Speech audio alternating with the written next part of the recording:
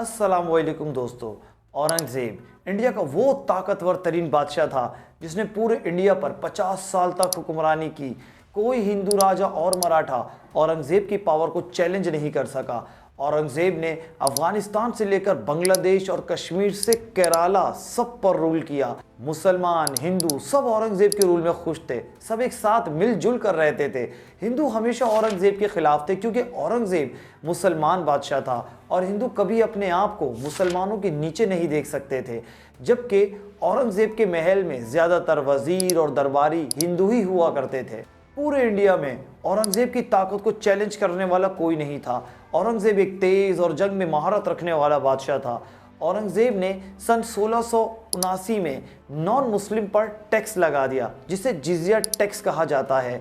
दोस्तों, जिजिया tax non Muslim पर implement होता है, मतलब जो भी इंडिया में नॉन मुस्लिम रहते थे, चाहे हिंदू हो या क्रिश्चियन, उन्हें जिजिया टैक्स भरना पड़ता था।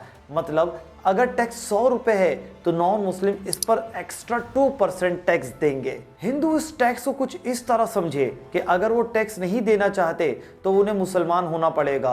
वो ये समझे कि औरंगज़ेब ज़बरदस्ती जिजिया टैक्स के ज़रिए हिंदुओं को रिलीजन चेंज करके उन्हें मुसलमान करना चाहता है। हिंदुओं ने औरंगज़ेब के खिलाफ बगावत शुरू कर दी और हिंदू मुस्लिम लड़ाई का दौर शुरू हो गया। बट औरंगज़ेब को हिंदू राजा हरा नहीं सके, सिवाय एक के, जिसका नाम था शिवाजी महाराज, जो उस वक्त मराठा एम्पायर का चीफ था। शिवाजी को लगता था कि अगर ये जिजिया टैक्स हम पर से नहीं हटाया गया तो लोग मुसलमान होना शुरू हो जाएंगे और यूं हिंदुओं की ताकत कम हो जाएगी। शिवाजी ने औरंगज़ेब का सख्त मुकाबला किया, मगर सारी मेहनत बेकार रही और 1680 में शिवाजी की मौत हो गई। उसके बाद उसके बेटे संभाजी ने औरंगज़ेब की पावर को चैलेंज किया। औरंगज़ेब की आर्मी ने संभाजी को भी पकड़कर कत्ल कर दिया। औरंगज़ेब ने तेग बहादुर, जो सिख का गुरु कहलाता था, उसको मुसलमान होने की पेशकश की। तेग बहादुर के इनकार पर औरंगज़ेब ने तेग बहादुर को भी कत्ल करवा दिया। उसके बाद औरंगज़ेब ने गोबिंद सिंह, जो तेग बहादुर के बाद चीफ था, उसे भी कैद करके कत्ल करवा दिया। मतलब बहुत आए बहुत गए, मगर औरंगज़ेब ने हमेशा अपने आप को सुप्रीम रखा कि कोई उसकी पावर को चैलेंज ना कर सके। दोस्तों, मुसलमानों के लिए औरंगज़ेब किसी मसीहा से कम ना था। मुसलमान अमीर हो गए थे, ताकतवर हो गए थे। औरंगज़ेब ने अपनी ज़िंदगी में 3 शादियाँ की, दिलराज बानो, नवाब बाई और औरंगाबादी महल, और ये तीनों ही हिंदू थीं।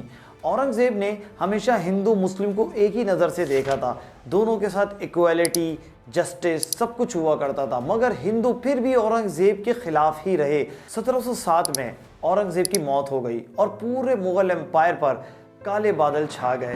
औरंगज़ेब के बाद कभी मुग़ल एम्पायर संभल ही नहीं पाई। औरंगज़ेब के बेटे बहादुर शाह, मोहम्मद आज़म, मोहम्मद अकबर, मोहम्मद काम बख्श, कोई भी औरंगज़ेब जैसा मजबूत और बहादुर साबित नहीं हो सका और मुग़ल एम्पायर टूटकर कई हिस्सों में बिखर गई। क्या लगता है दोस्तों, औरंगज़ेब ने जो किया वो ठीक था? मुझे कमेंट सेक्शन में ज़रूर बताइएगा।